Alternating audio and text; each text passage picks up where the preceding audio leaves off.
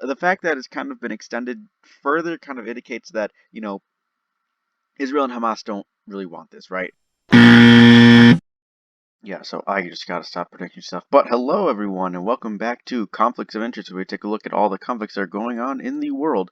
So, first of all, of course, we gotta start with Israel out here. And as well as, what I falsely predicted as well going on to the north, I expected less hostilities to go on for the rest of the conflict, of which I thought, this was going to be the end. But, as we can see, there is a lot more shelling, airstrikes going on between Israel and Hezbollah out here, even though it seems to be much more in favor of Israel out here. So yeah, that's that. Anyways, the West Bank out here, we can still see some clashes, but, uh, Gaza Strip, we can see a lot of shelling and airstrikes going on all throughout of, the Gaza Strip, especially in the south. There's a pretty big concentration out here in Jabalia over here.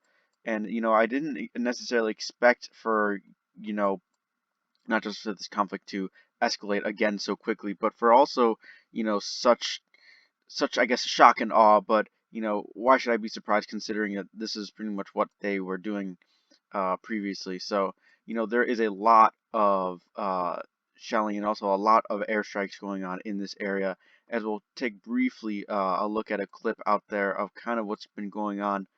But other than that, there is no map update for today. There is no movement. Hasn't been any movement for about, what, a week and a half, maybe almost 2 weeks now. So, although we'll probably expect a decent amount of movement perhaps tomorrow or, the day after, I'm assuming that most of this is just chalked up to Israeli forces kind of softening up what's going on out there. Mostly airstrikes, kind of like what they did previously, a lot of airstrikes and then actually moving in. So that's probably what's going to be going on out here for today. So as we just talked about, there are some strikes that are being reported as of only a couple hours ago that are going on in Han Yunis. And what I'm really mostly assuming is that we're probably going to see a lot of clips coming out of, the Gaza Strip like this. How we saw a lot of airstrikes going on when it first started and also when it was going on. And from what I've seen, a lot of the combat is pretty much just that, just a lot of, airstrikes being filmed from, of course, the airplanes and aircraft that are dropping them, and also, the kind of ground recordings like this. So, anyways, I just want to show this that, there's so much smoke going on in the sky out there, and the fact that these, munitions literally light up the sky from the impact of them. So, you know, um, other than that, that's really all I really wanted to show out here, because since it really just started kicking off, there isn't too much to show, and especially nothing that I would feel too particularly comfortable showing. But other than that, yeah, that's really all I had to show. Pivoting over to Ukraine over here, we got a really interesting update actually. So first of all, our most interesting update over here is in Tierney. So first of all, if we take a look at the progress that Russia has made, we can see that they've advanced about perhaps 2 kilometers, which, this is an area which we haven't seen too much movement, save for, a couple things such as, Ukraine taking this, really tiny square of wooded area out here. But from what I kind of assume, and what this might amount to, although, take my predictions with a grain of salt considering how consistent they've been, Russia has previously pushed in this area, but was quickly pushed back, considering that they had pushed around like 8 kilometers, and then they were pushed back significantly from that point. So it might be something similar to this, but also, like, where are they trying to go? Are they going to try and perhaps encircle this area, or, perhaps push closer towards the Oskil over here? And I don't know.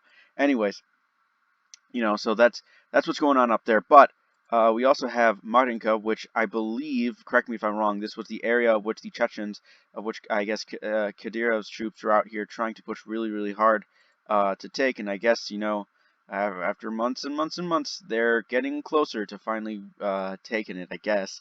And, remember, this is just an outskirts town of Donetsk out here. So, that's just putting it into perspective of this area. Also, Stepova, which of course is, north of Avdiivka, and we can see the Russian forces are further pushing further out of this roadway over here, gradually, incrementally clawing away at this area and further getting closer, I guess, to encircling Avdiivka. And last but not least, Bodanivka, of which is outside of Bakhmut over here in the north, and we can see that they're pushing a bit further over here, kind of eating away at the previously Russian Ukrainian, counteroffensive over here.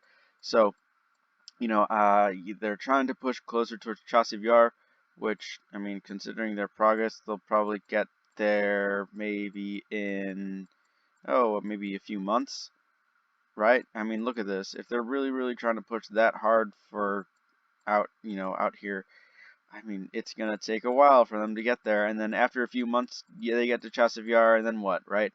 A few months later, you get over here to Kostyanivka, and then what? Maybe a few years, you get, I don't know, like, just really like putting into perspective how huge Ukraine actually is, and how slow progress has been made. Not even just for just Russia, but also Ukraine. That this was one of the biggest areas of the counteroffensive, and how far is this, right? What, maybe 8 kilometers of totally? Yeah, not even, yeah, 9 kilometers. So, anyways, it's just a bit concerning what this conflict has kind of become to. Uh, you know, Anyways, let's take a look at what's being reported on the ground. So, of course, as things are getting colder and the weather is becoming more and more unfavorable, we would expect less assaults out here, but we can see 67 combat engagements, which of course are about in line with what we'd expect, and a decent amount of shelling and, aerial bombs going off in this area, which we would expect for, of course, Russia to be pretty concerned about, the Dnieper crossing by Ukraine, of which they seem to have relatively staved off for now, unless Ukraine tries to, maybe during the winter when, things are a bit colder and Java is updating, uh, it's a bit easier to cross, and, with water freezing over and, with the ground perhaps being a bit more solid and robust, they would have a better chance. And also, a Heimer strike going on out here, so clearly Ukraine is interested in this area still. Um, but like I said previously, a prediction that seems to be partially come true is that there isn't going to be too much in terms of this area, in the immediate future, considering how Ukraine had a previous landing of months and months prior, and their bigger landing, which it hasn't provided much gains out there. But don't expect that to be for forever. I'm assuming that Ukraine is perhaps just establishing a bridgehead for a bigger push, but I don't really think they have the necessary resources or perhaps manpower to do it as of right now. But like I said, take my predictions with a grain of salt. So I just wanted to play this clip just for a couple seconds, but the entirety of this clip I cannot play. I can't share it on YouTube, but I just really wanted to show the first couple seconds of this, and this is Russian armor that has been completely destroyed in the Avdiivka area. I mean, these entire columns of tanks, APCs, IFEs that are just completely blown out, abandoned, and destroyed.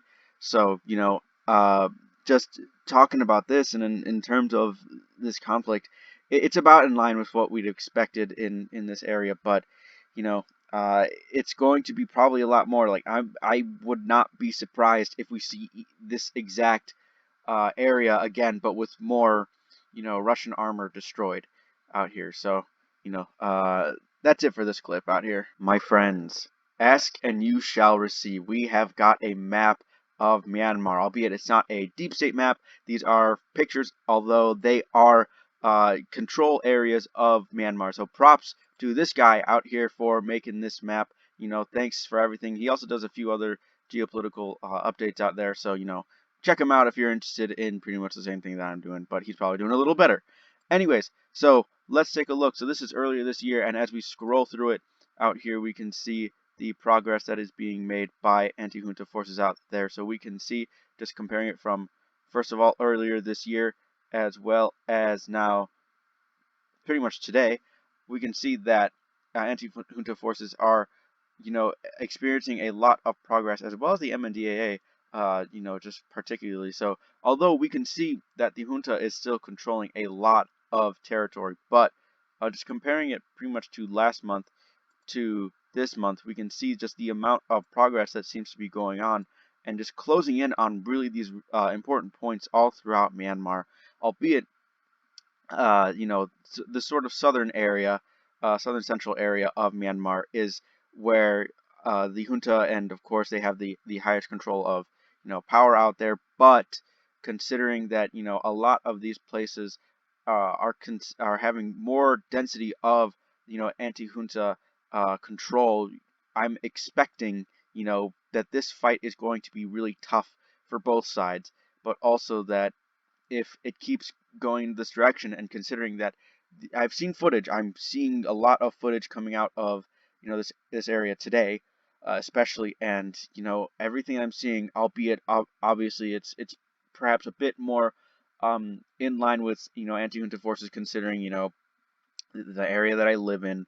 It's just going to be more privy to that, and also I haven't seen any pro-junta, pro-Myanmar military footage for the most part. But so just by that nature, of course, it's going to be more biased towards these guys out here. But um, you know, what I'm mostly expecting to come out of this is that that these guys are probably going to succeed in some capacity out here. But again, my predictions have been wrong in the past, and they will be again. As we've seen. So. But I mean, the proof is right here, right?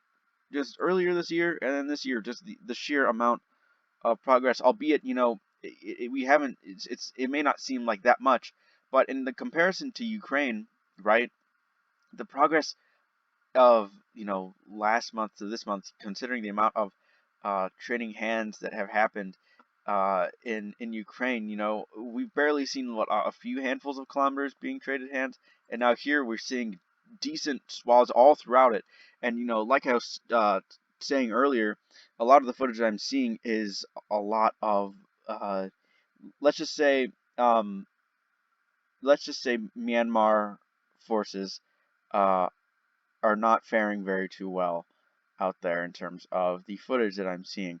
So, anyways, that's really all I had to say for Myanmar. But again, props to this guy. Thanks to him for making this. So, talking about the wider Sahel out here, first of all, I wanted to say that apparently that IS and Al Qaeda militants have agreed to some kind of truce out here. So it's a bit worrying, considering the footage that we saw in Jibo earlier in Burkina Faso of the sheer amount of militants that were very quickly repelled out there, and a lot of militant casualties out there. But we can see that this area and the volatility that's kind of just gone on in here, not just in terms of extremist militants, but also in terms of the governments, such as the Mali coup and the Burkina Faso coup that have been going on out there, especially as of recently.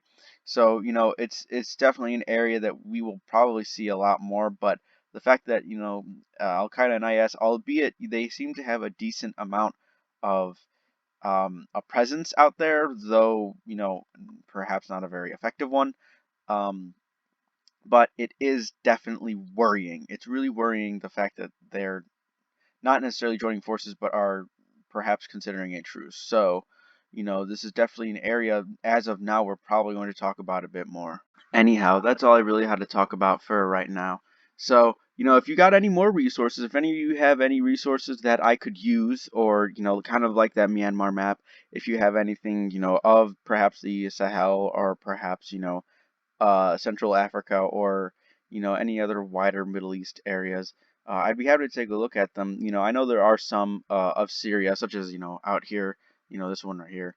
But considering the stagnation of Syria as of lately, except for kind of what's kind of going on over here, but the fact that it's more or less become like I said, stagnant. I unless something outstanding kind of happens in this area, I won't really be reporting on it.